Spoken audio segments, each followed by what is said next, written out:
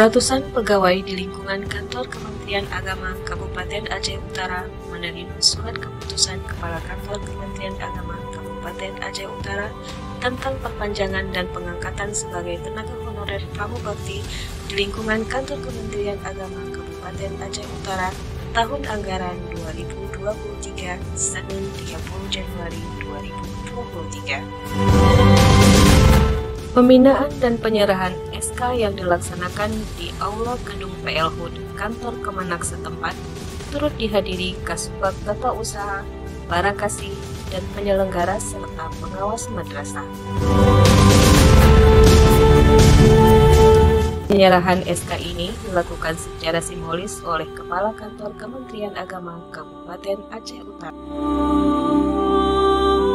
Sebanyak 136 pegawai, 21 diantaranya bertugas di kantor Kementerian Agama Kabupaten Aceh Utara, 33 pegawai bertugas di kantor urusan agama, dan 27 petugas kebersihan masing-masing di KUA kecamatan, serta 55 operator di madrasah negeri. Jelas Kasubag Tata Usaha Sabarudin SAG Enso. Sabarudin melanjutkan, ada beberapa kategori yang hadir di sini.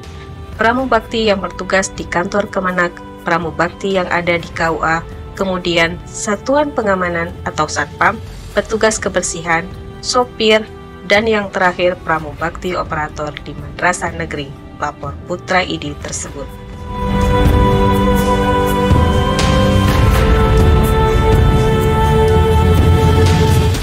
Sementara, Kepala Kantor Kementerian Agama Kabupaten Aceh Utara dalam arahannya mengajak semua pegawai pemerintah non-pegawai negeri atau PPNPN untuk meningkatkan kedisiplinannya. Dan PPNPN yang diserahkan SK mampu melaksanakan tugas dan bertanggung jawab terhadap tugas serta isi daripada fakta integritas telah ditandatanganinya beberapa waktu yang lalu, ungkap Haji Mayusri.